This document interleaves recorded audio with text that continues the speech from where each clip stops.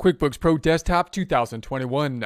Forward contract for speculation that foreign currency will weaken. Maturity transactions within QuickBooks cash transfer. Let's get into it with Intuit's QuickBooks Pro Desktop 2021.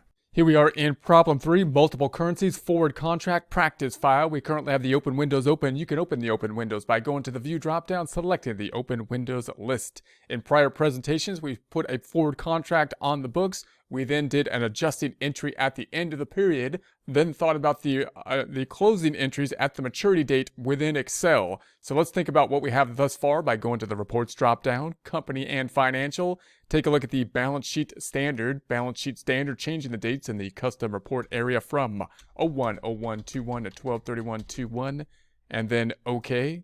And so this is what we have so far. We've got the receivable on the books. We've got the payable on the books. The payable is the one that's going to be changing because we're going to be paying it in the foreign currency. If we double click on that item, then we see that we had it on the books at the current rate or at the rate when we put it on the books. And then we made an adjustment to make it correct as of the year end for the adjusting entry. So I'm going to close this back out.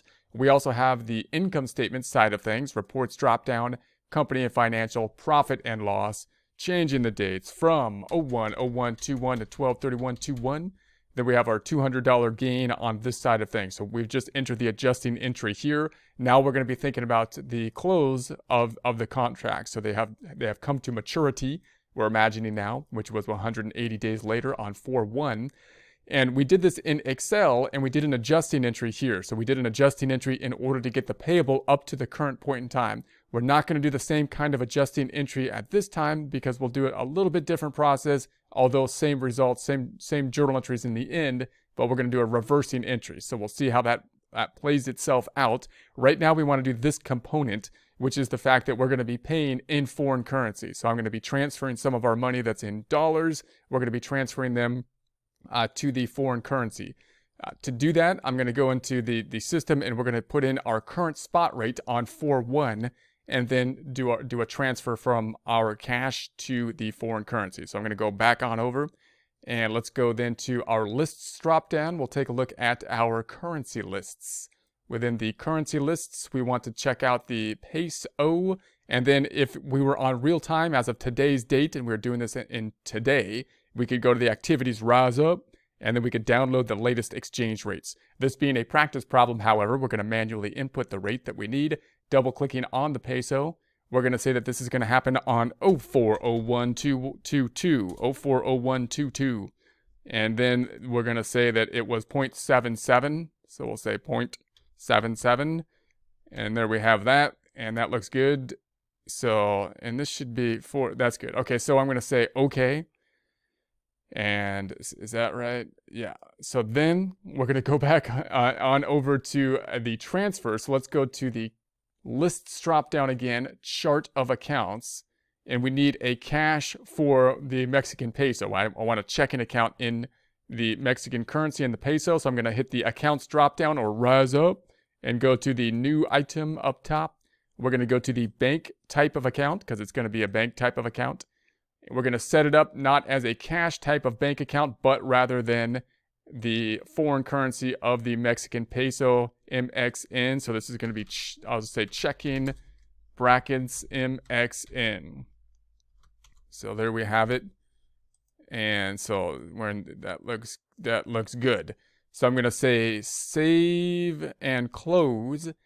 Now I'm going to do a transfer with a transfer form from the checking account to the other checking account, one checking account to the other. So let's go to the banking dropdown to do so. And I'm going to say we want a transfer funds. We want to transfer funds and do it as of 04/01/22, 04/01/22. It's going to be coming out of the checking account for the US dollars, USD checking account. It's going to go into the checking account for the pesos, the MXN checking account. Then the amount, if we're going to have it within pesos, would be 5,000, and that's the point set. If I was to then change it, we could also see it in dollars, which would be the 3850, and we're using the 0.77 exchange rate as can be seen here. So you can see it either in dollars, which would be the 3,850 that we're going to take out physically in dollars out of our checking account in order to exchange it for pesos, which we're going to say will be the 5,000 pesos given the current rate, which is this rate here, which is today's spot rate, which is the actual rate for the exchange at this point in time. So we'll then say save and close, and then we'll check it out. So save and close, yes. Checking it out by going to the balance sheet. Within the balance sheet, then we're going to have to change the date up top to the 2022. And now there's our transactions. So there's the checking account for the 3,850. So we have the 3,850. If I change the date up top to see the transaction data, we have a transfer right there. And this 3,850 will, of course, represent the 5,000 actual pesos that we have that are valued in terms of US dollars as of this point in time, and then will be used to pay off the payable down below. We currently have the payable at a different amount here because we haven't revalued it for the couple months that passed in the current year, and we'll do that in a little bit different method. Once again, we're going to go to the home page over here, and we'll see that by doing a pay bills. When we enter the pay bills, it will enter the difference between these two rates, and then when we do the adjusting entry and reversing entry, then it'll wash itself out. Everything will work out so that we have the proper amount recorded in terms of gains and losses in year 1 and in year 2. So we'll continue on with this process next time.